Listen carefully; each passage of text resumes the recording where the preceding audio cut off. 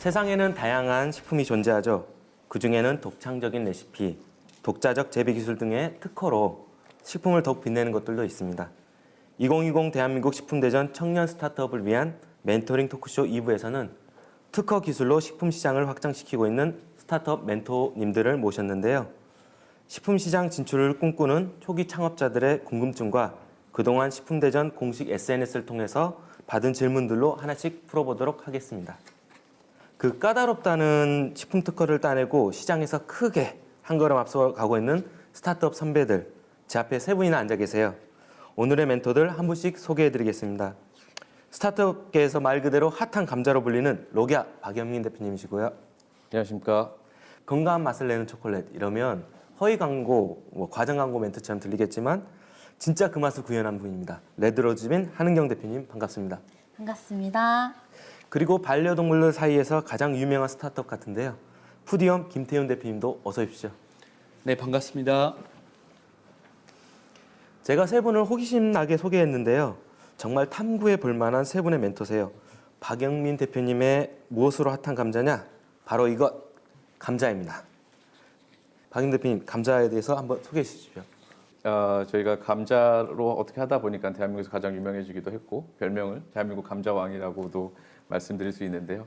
저희가 창업 초기 때 감자 종자에서부터 시작을 해서 그것을 전국 단위 계약 재배, 유통, 가공, 지금은 이제 저희가 이제 데이터 팜까지 스마트 농업까지 준비하고 있는 밸류체인 전체를 가져가는 농업회사 법인 로기아입니다. 네. 그런데 감자가 휴게소에서 파는 감자보다 좀 작은 것 같은데 여기에 생산 기술 특허가 있다면서요? 네, 지금 이 감자는 일반 감자고요. 저희가 이제 감자라는 카테고리 전체에 대해서 운영을 하고 있습니다. 아까 말씀드린 것처럼 종자나 계약 재배를 하다 보면 여러 가지 감자가 나오고 소비자분들은 잘 모르실 수도 있겠지만 감자도 등급별로 가격이나 이런 것들이 상이한데요. 근데 이런 꼬마 감자 거의 보통 보면 조림용 감자인 거죠. 그래서 이거는 시장에서의 그 니즈는 꾸준히 있는데 수요가 쫓아가주지 못하다, 그러니까 공급이 쫓아가주지 못하다 보니까 항상 높은 가격을 형성하고 있었고. 감자가 나오지 않는 겨울 시절에는 정말 큰 손해를 보기도 하는 그런 품목이어서 이런 작은 감자를 대량으로 생산할 수 없을까라는 생각에 착안을 하게 돼서 꼬마 감자라는 재배 기술 특허까지 출원하게 됐습니다. 꼬마 감자는 다른 감자와 기술적으로 다르게 재배되나요?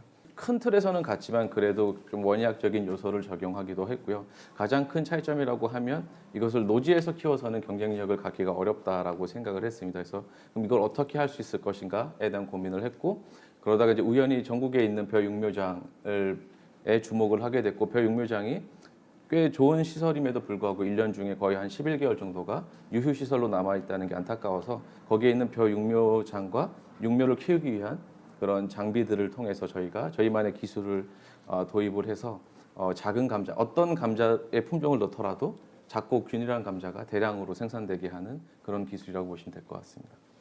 네, 한은경 대표님 앞에 있는 그 자그마한 초콜릿 상자가 보이는데요. 네. 이 네모난 초콜릿도 그냥 평범한 초콜릿이 아니죠? 네, 이거는 팥콜릿이라고 하는데요. 초콜릿과 팥의 조합입니다. 팥과 초콜릿은 합쳐지기가 힘든 성분들인데 특허 기술로 팥 베이스를 만들어서 먼저 제조를 해냈어요. 그래서 비중을 보면 20% 이상이 팥이라고 보시면 되는데요. 다른 초콜릿 제품들과 비교하면 당 성분이 4분의 1 정도로 낮춘 건강한 단맛입니다. 그래서 그냥 건강한 맛이면 디저트로는 환영을 못 받는 시대가 됐는데 먹어보면 팥 질감의 초콜릿 맛이 나는 초콜릿입니다. 팥콜릿을 그 개발한 배경이 당뇨를 앓고 있는 어머니의 간식에서 시작됐다고 들었거든요. 네, 제가 대학생 때 초콜릿을 좋아하시는 어머니께서 당뇨로 쓰러지셨어요. 그래서 이제부터 어떤 간식을 드실 수 있을까 고민하는 과정에서 팥차를 개발했고요.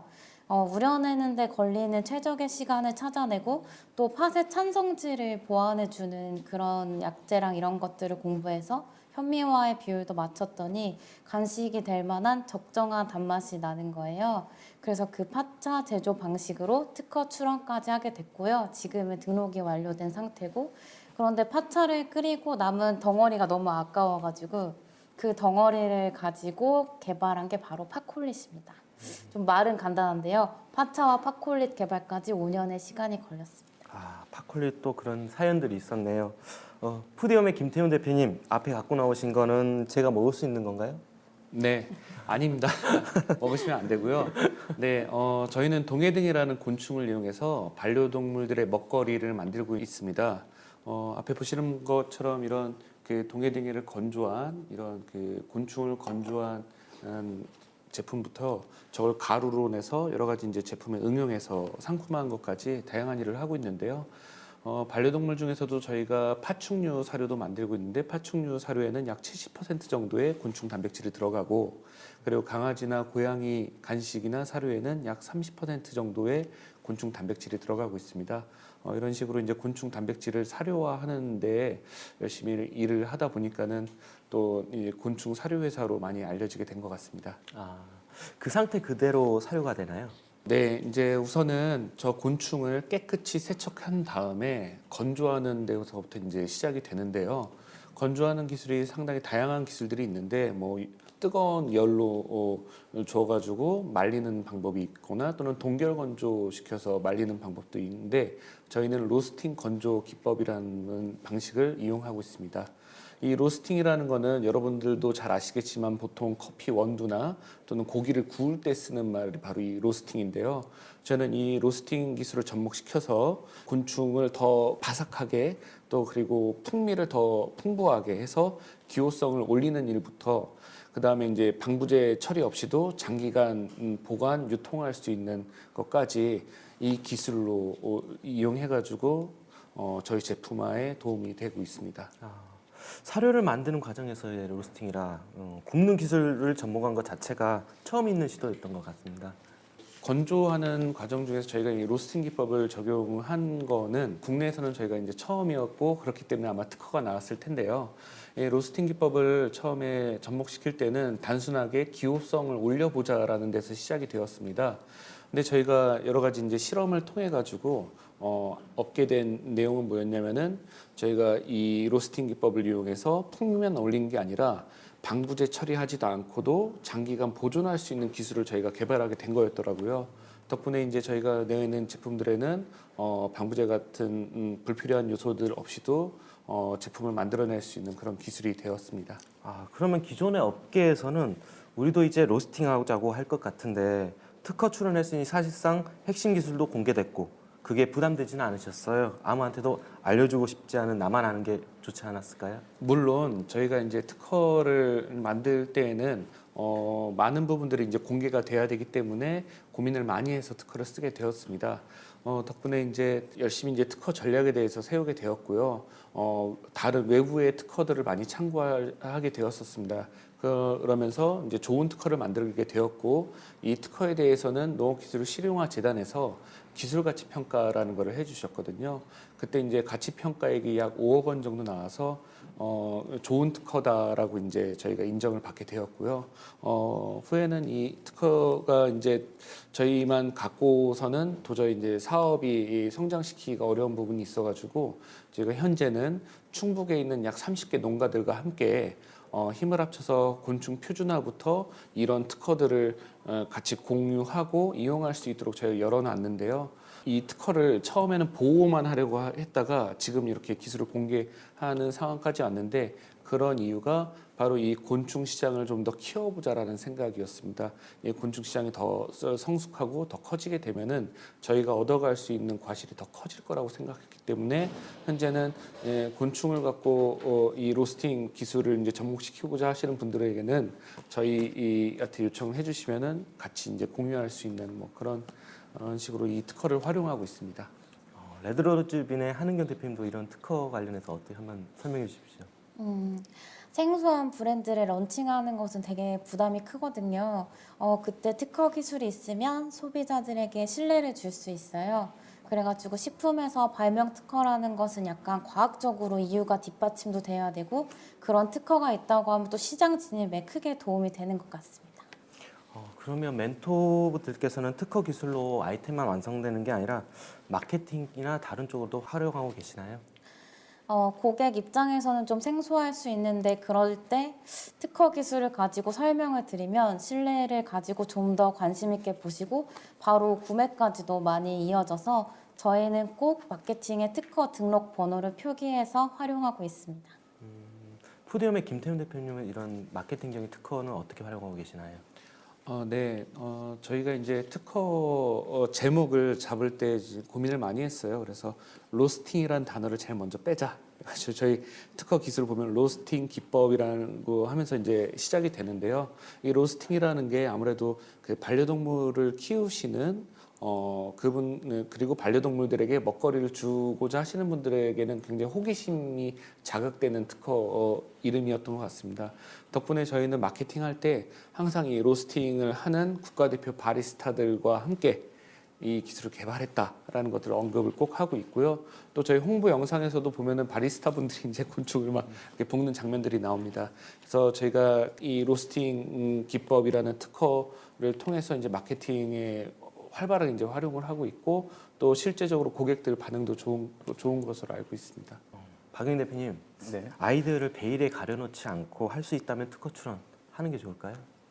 특허 출원을 할 수 있다면 하는 게 좋긴 한데 기업의 상황에 따라서 좀 다를 수 있다라고 생각을 합니다. 그러니까 기술적 선점이 좀 중요한 상황이라면 특허를 출원을 빨리 서두르는 것이 업계의 선두를 가져가기 위해서는 중요하다고 생각을 하고 다만 이런 노하우적인 공개가 돼서 사업에 좀 침해가 된다고 하면 오히려 특허 출원보다는 노하우적인 그런 비밀 유지로 가져가는 것이 더 좋다고 생각을 하고 있는데 저희 회사는 아직까지는 이 특허를 통해서 마케팅이나 이런 곳에 활용하고 있지는 않지만 다만 저희가 투자를 유치하고 있는 기업이기 때문에 자본시장에서 객관적인 지표로서는 꽤 큰 그러니까 신뢰를 줄 수 있고 활용도가 높게 되고 있고요. 지금 저희가 좀 대외비적으로 준비하고 있는 특허 같은 경우에는 내년쯤에 나올 거라고 보고 있는데 그것은 이제 좀 더 전문성과 신뢰를 줄 수 있는 마케팅 포인트로서 또 사용을 하려고 하고 있습니다.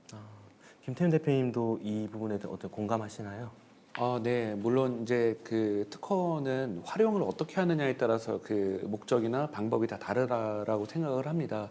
그래서 이제 초기에 창업을 준비하시는 분들은 여러 가지 이제 상황에 맞게 이 특허를 활용하시면 되는데 우선은 기술을 보호함으로써 이제 우리가 이제 시장의 어떤 선점이나 선도할 수 있는 역할을 갖는 것도 굉장히 중요한 역할이라고 보고 있고요.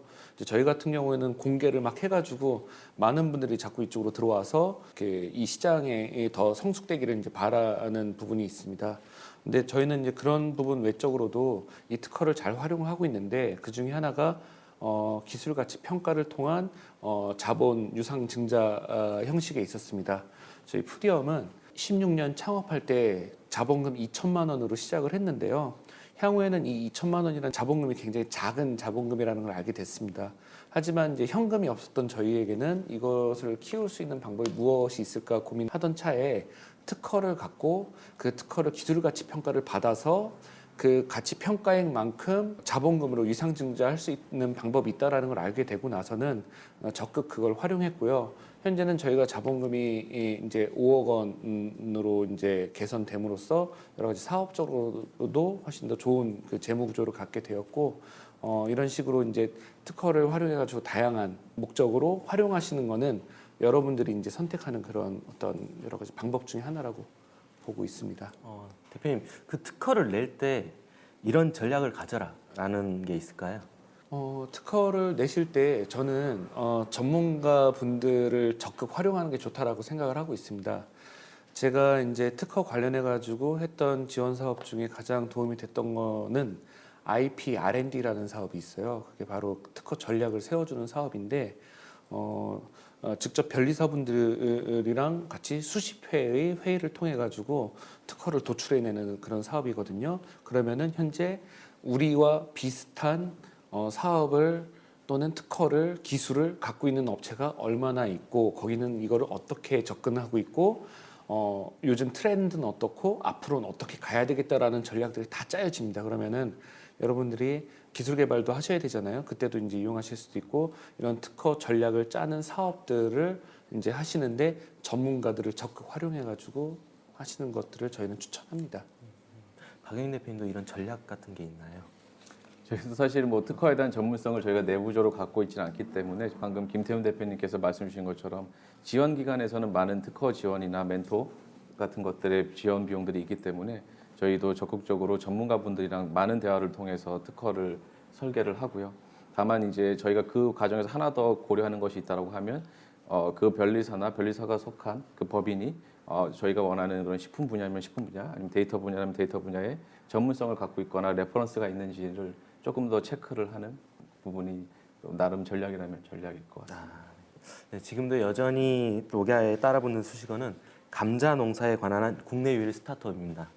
대기업이 감자에 관심을 보이거나 뛰어들거나 하진 않습니까?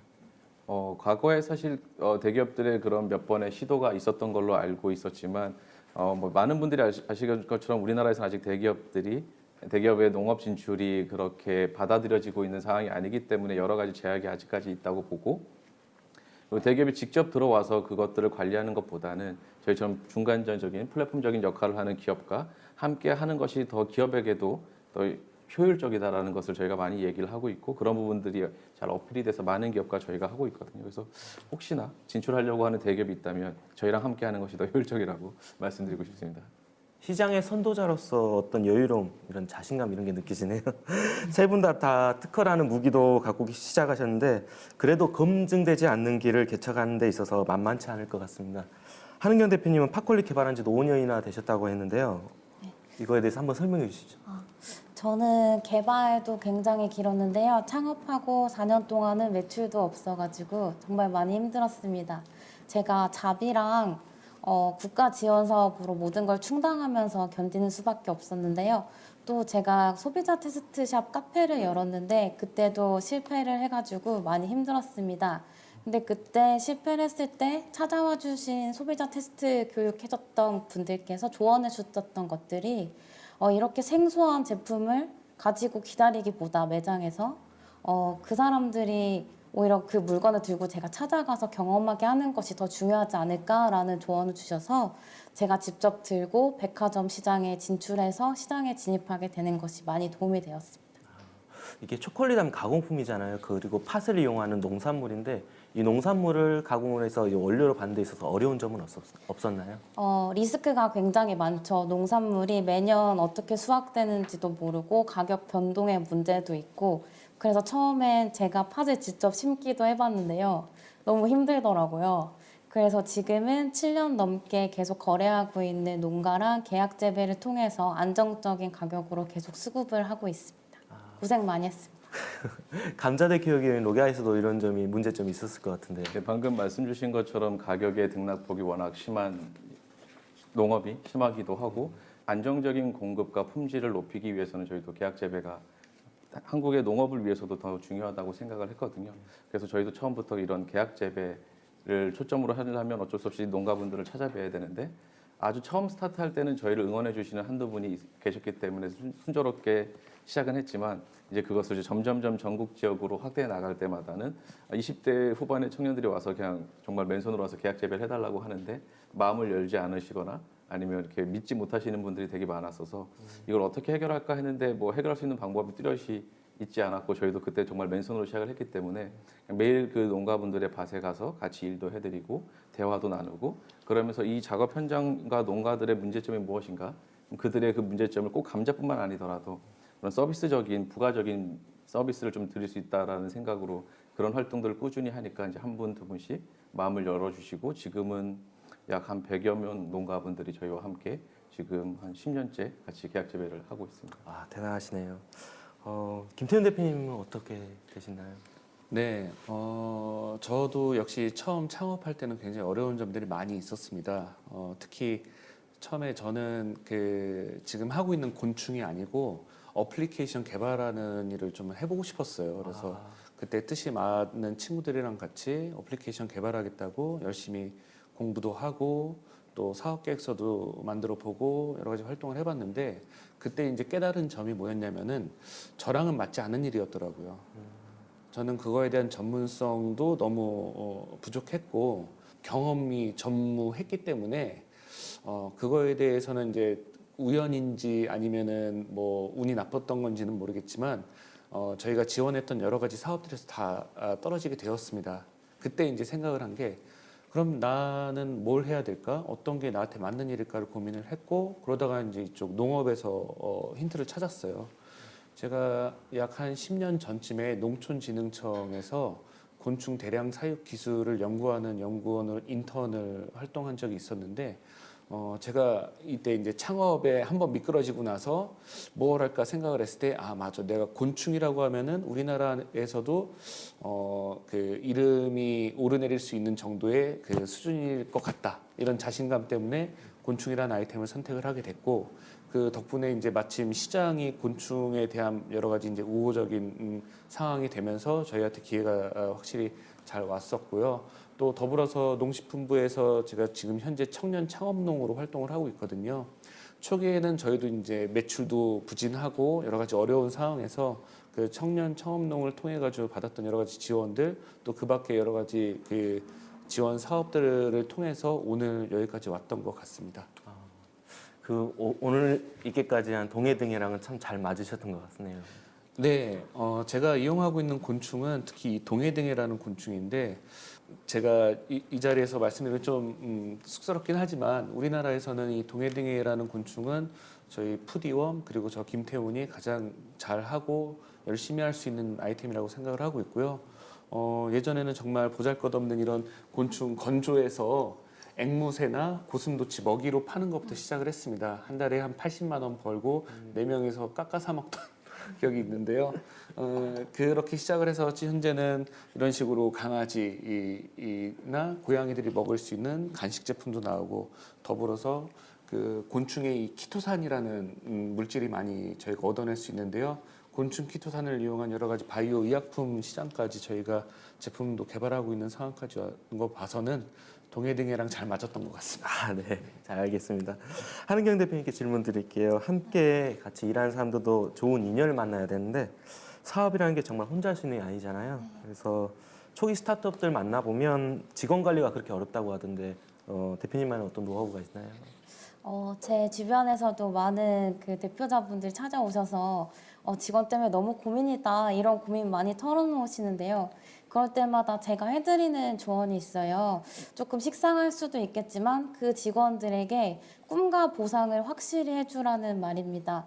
왜냐하면 모든 직원이 자기 것처럼 사업을 하지도 않고 창업자 마음 같을 수 없기 때문에 그들에게 꿈과 보상을 확실하게 해줄 수 있는 이야기도 많이 해주고 소통도 많이 해주고, 그렇게 자기 업으로 확신이 들 수 있게 계속적인 따뜻한 소통이 되어야 직원 관리가 된다고 말씀을 드리고 있습니다. 김태훈 대표님 동해등해만큼 신뢰가는 직원분이 계신가요? 네, 네. 네, 신뢰라는 단어가 나왔으니까 말씀드리는데요. 이제 제가 그 스타트업을 시작한 지 이제 4년이 지나고 이제 5년 차에 접어들었습니다. 얼마 전에. 근데 이제 그 5년 동안 굉장히 많은 사람들을 만날 수 있었고, 제가 항상 철칙으로 여기는 게 뭐냐면은 아무나 쓰지 않아야 된다라고 생각을 해요. 아무나라는 거는 내가 신뢰할 수 없는 사람을 쓰지 않고 시작부터, 그리고 만약에 그 사람을 선택하게 되었으면은 그 사람을 끝까지 믿어줘야 된다고 생각을 하고 있습니다. 어떤 직원은 일을 하다 보면 실수를 할 수도 있고, 또는 내가 생각한 것보다 조금 못 미치는 능력을 보유할 수도 있고, 뭐 여러 가지 상황들이 올 수가 있는데요. 그 상황에서 그 직원들을 끝까지 믿어주고 그 직원이 성장할 수 있도록 충분한 신뢰를 제가 보내주게 되면은 결국에는 이제 그 직원들이 저희가 원하는 만큼 성장해서 저희와 함께 지금 많은 일을 할 수 있다고 생각을 하고 있는데, 어쨌거나 중요한 건 그 신뢰라는 단어를 꼭 명심하기를 바랍니다. 네. 그러면 스타트업 운영 과정에서 알려주실 수 있는 나만의 노하우 같은 게 있다면 어떤 게 있을까요? 스타트업이라고 하면은 그 사실 돈 많은 상태에서 시작하시는 스타트업들은 거의 없다고 생각을 하고 있습니다. 그래서 항상 스타트업은 돈과의 싸움, 시간과의 싸움이라고 보고 있는데요. 저희 같은 경우에는 그 열심히 발품 팔아가지고 정부의 여러 가지 지원 사업들을 열심히 이제 혜택을 받았습니다. 덕분에 이제 오늘까지 온 것 같은데, 저희는 투자금을 받은 것보다도 정부의 지원을 통해서 이제 성장할 수 있는 기반을 더 많이 이 상황들을 만들어 왔던 것 같고요. 누가 부르지 않았어도 찾아가서 인사드렸던 것 같아요. 그게 뭐 지원 기관인 경우도 있고요. 또는 저희랑 거래하는 거래처 사장님이기도 하고, 거기에 제가 좀 불편하더라도 찾아가서 인사드리고 하면은 그런 상황에서 굉장히 많은 정보들이 오가고 양질의 정보가 오가고, 그 양질의 정보 중에는 기회라는 것들이 많이 발생했던 것 같습니다. 저희는 이제 그런 기회들을 그렇게 열심히 발품을 팔아가지고 만들어왔던 것 같고요. 실제로 그 여태까지 같이 시작하면서 성장해왔던 대표님들이랑 얘기를 나눠보면은 저희만큼 지원 사업들을 많이 숙지하고 혜택을 받았던 업체가 없는 것 같아요. 그래서 제가 항상 멘토 역할로 많은 분들을 만나 뵈면은 그분들이 가장 많이 이제 도움이 됐다고 하시는 것들이 이런 여러 기관들에서 어떤 사업들이 어떤 단계에 받을 수 있는지를 제가 일목요연하게 잘 정리해서 말씀드리니까는 혹시라도 나중에 이 방송을 보시는 멘티분들이 요청하시면은 제가 좀 안내를 해드리도록 하겠습니다. 뭐 물론 자세하게 하나하나 말씀드릴 수는 없고요. 구두로 가볍게 가벼운 정도에서 정보 전달을 해드리도록 하겠습니다. 김태훈 대표님의 기회의 노하우 제가 잘 인식하겠습니다. 한은경 대표님은 사업 하실 때 시장을 진입하고 나서 얻게 된 노하우가 따로 있으신가요? 저는 창업 준비 때 자금 조달에 대한 조사가 너무 부족했고요. 경영에 얼마만큼 자금이 들어가는지도 제가 알지 못해서 고생을 너무 많이 한 케이스입니다. 근데 시장에 진입하고 나서 제가 알게 된 사실은 정부 지원 자금 방법들이 굉장히 많다는 것입니다. 그래서 창업 단계별로 미리 계획을 해서 2단계는 이걸 받고 그 다음 단계는 이걸 받고 이런 것들이 너무 단계적으로 잘 됐기 때문에 미리 기획하고 공부하고 조사해서 받아 나아가시면 정말 성공적인 창업이 되지 않을까요? 그런 아쉬움이 있습니다. 네, 한은경 대표님의 지원의 노하우도 잘 알겠고요. 박영민 대표님은 어떻게 있나요? 사실 저희는 뭐 노하우라고 하는 부분들을 아직은 딱 말씀드리기 어렵지만 저희가 2011년에 창업했을 때만 하더라도 아직 농업 분야에는 정부 지원 정책이나 지금처럼 풍부하지가 않았어서 네. 그런 부분을 활용하지 못했지만 그래도 R&D를 멈추는 순간 기업도 멈춘다고 생각을 했기 때문에 매년 한 건 정도의 R&D 지원 사업은 잘 활용을 했었던 것 같고 그나마 노하우라고 하면 저희는 어쨌든 현장 그러니까 식품이 되기 위해서는 무조건 밭에서 흙에서 출발하는 이런 농산물이 있어야 되니까 네. 전국의 농민분들을 만나면서 이쪽 지역에서는 이런 게 있구나. 그러니까 농업인 분들과 소통하는 노하우가 가장 많이 쌓인 것 같고 어쨌든 먹는 것을 출발해야 되니까 산지에 대한 관리 그리고 그것들을 보는 능력 이런 부분들이 좀 노하우인 것 같고요. 그리고 앞으로를 놓고 본다고 하면 초기 기업은 어쨌든 대표가 거의 다인 거니까 대표자의 신념과 노력이 초반에 가장 중요하고 그 이후에는 나보다 뛰어난 우수한 인재들을 확보하는데 가장 많은 시간을 쓰는 게 조금 더 노하우라면 넣을 수 있지 않을까 생각을 합니다. 박영민 대표님의 현장과 소통의 노하우 잘 알겠습니다. 식품 시장이 알고 보면 정말 크지 않습니까?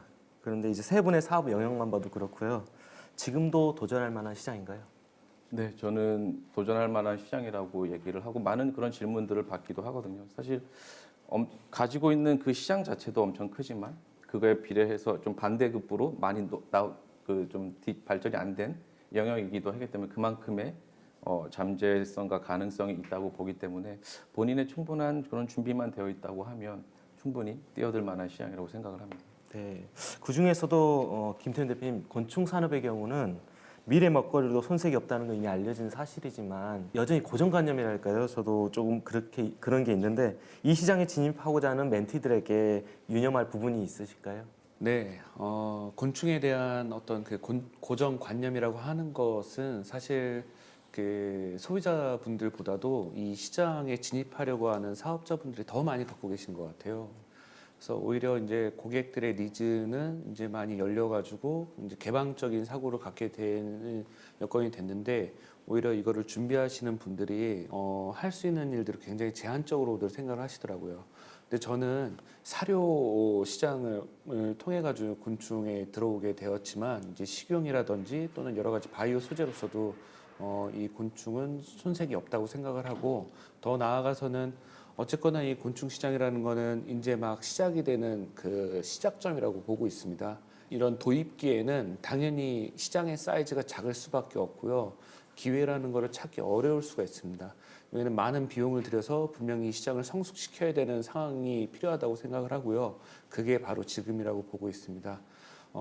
이 곤충을 성장시키기 위해서는 여러분들이 이제 더 생각을 해야 되는 게 환경에 대한 비용까지 생각해서 이 곤충 산업을 키워야 된다고 그런 자부심 속에서 저는 이 사업을 하고 있고요. 뭐 물론 그런 자부심만 갖고 사업을 하는 건 아니고 그 안에서도 소비자들의 니즈를 잘 찾아가지고 저희 제품이 팔릴 수 있는 상황들을 계속해서 만들고 있는데 어쨌거나 그런 고정관념에 대한 부분을 이 사업을 하시는 분들이 먼저 더 깨셔야 되고 이걸로 고객들의 니즈를 정확하게 파악해가지고 지금 크지 않은 시장이지만 들어와서 더 큰 과실을 얻을 거를 생각하고 준비를 하시는 게 좋지 않을까라고 생각을 하고 있습니다.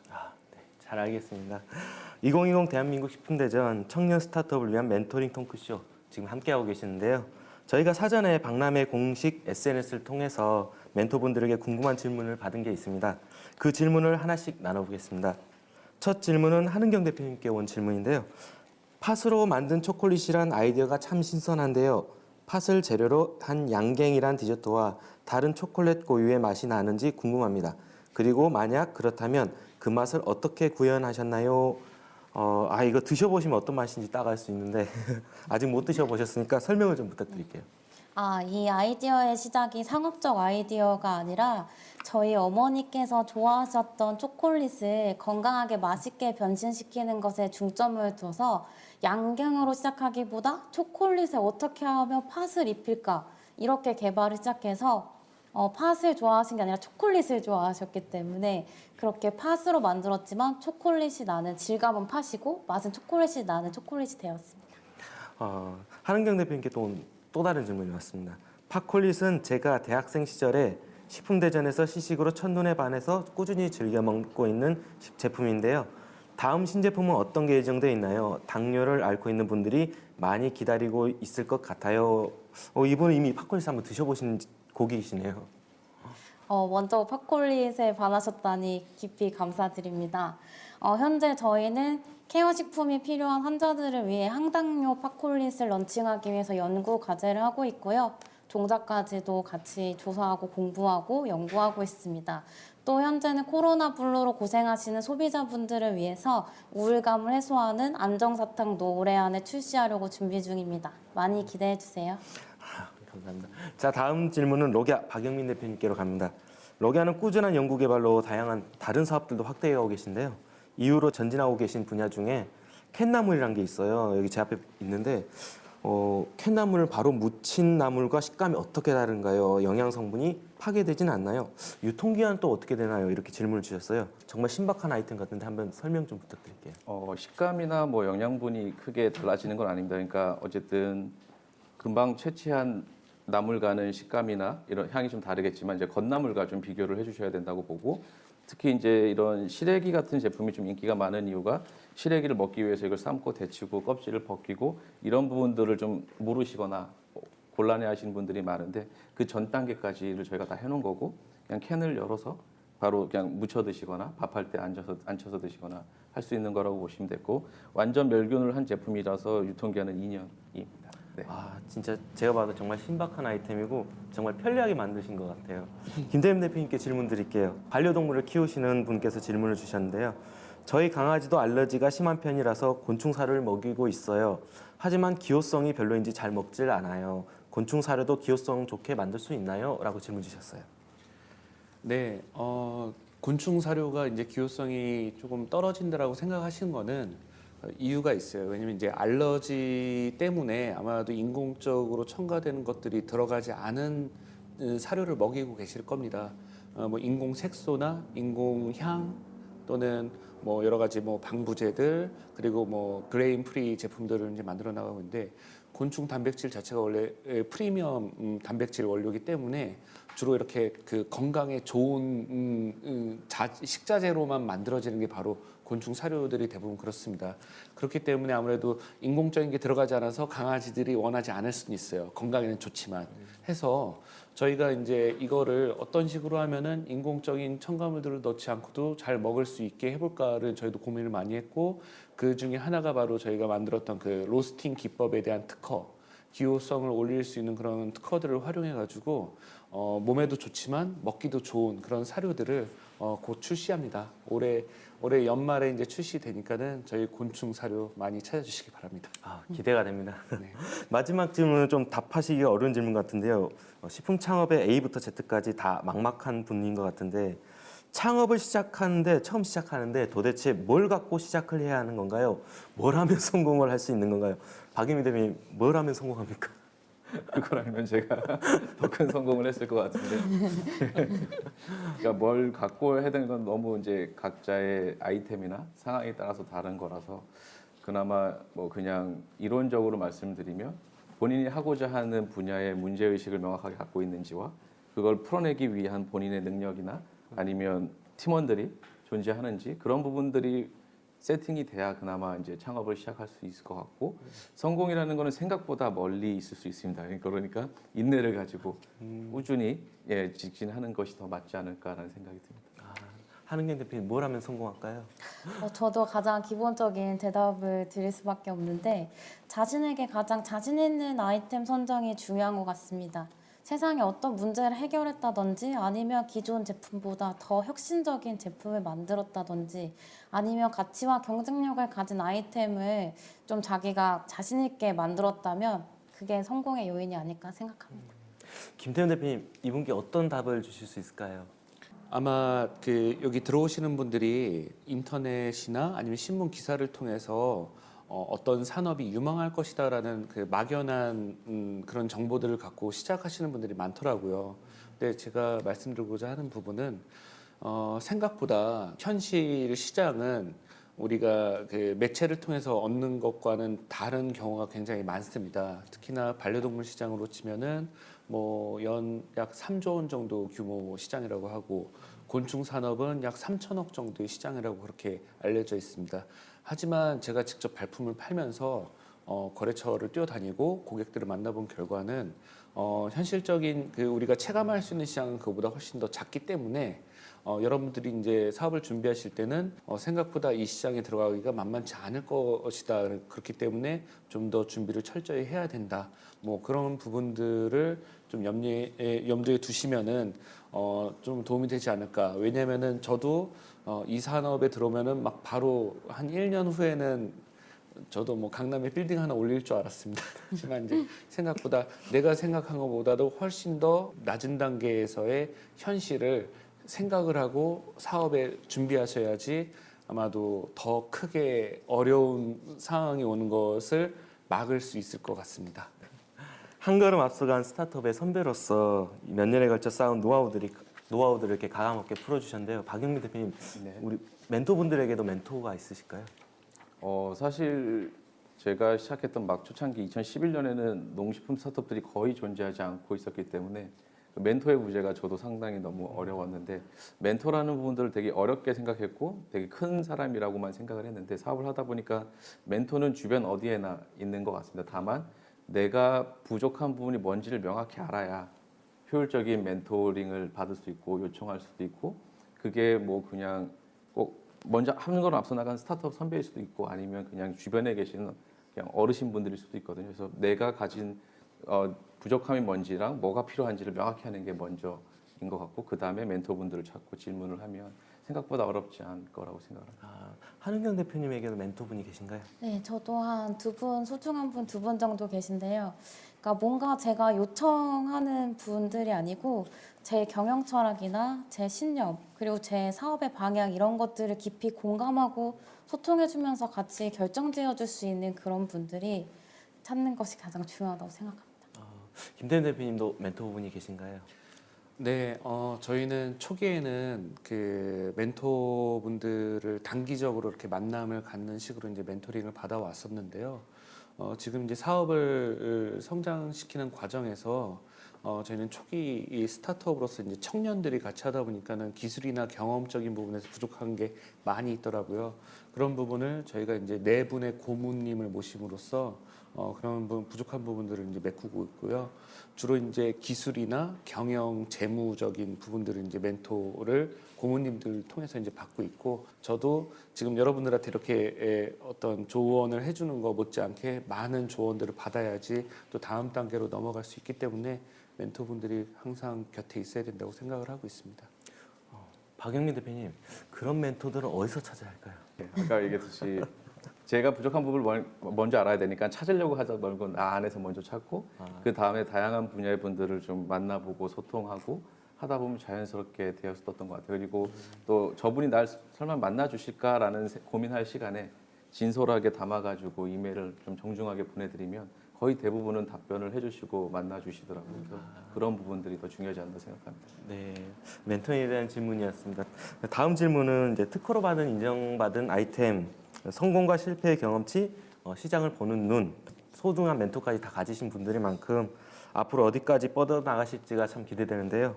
마지막으로 자신들의 비전을 숫자로 표현하신다면 어떻게 표현해 주실지 박영민 대표님부터 한번 말씀해 주십시오. 네, 사실 이 부분이 비전을 숫자로 나타낸다는 게 너무 어려웠었는데 사실 제가 좋아하는 것 중에 이제 무한대, 그러니까 8 숫자로 따지면 8인데 8을 90도로 놓치면 무한대 표시가 되지 않습니까? 그래서 좀 무한한 가능성을 가진 농업 분야의 스타트업이 앞으로 계속 되기를 희망하기도 하고 또 사실 저희는 이제 이런 수직 계열화 모델을 그리고 밸류체인 전체를 가져가는 모델을 지향하고 있기 때문에 하나의 작용이 다음 작용에도 같이 이렇게 유기적으로 연결되는 모습인 것 같아서 저는 숫자로 표현한다면 8로 하고 싶습니다. 8을 표현하시고 한은경 대표님은 어떤? 두 분만 되게 현실적인 숫자인 것 같아서. 네, 저는 약간 경쟁사를 기준으로 메이드 인 코리아로 저희 한국 초콜릿도 세계 시장에 나가서 120억 달러 매출 달성하는 것이 제 비전입니다. 달러로 120억. 김태현 대표님은 어떻게 표현하실까요? 저희 비전 숫자는 0입니다. 네, 0인 이유는 저는 지금 상장을 목표로 지금 사업을 진행을 하고 있는데요. 준비는 다 끝난 것 같습니다. 그래서 지금 갖춰져 있는 거를 꾸준히 우리가 지금 만들어 놓은 거를 꾸준히 계속 진행하면은 상장하는 데는 문제가 없겠다. 그래서 0 준비가 다 됐다라는 의미에서 숫자 0 표현을 해봤습니다. 0. 진정한 꿈의 숫자를 말씀해 주셨네요. 저도 갖고 싶습니다. 그 숫자. 자, 한 걸음 빼기가 쉽지 않은 이 식품 스타트업에서 크게 한 걸음으로 앞서간 선배 스타트업 분들을 모셨습니다. 소중한 말씀을 풍성하게 들었는데요.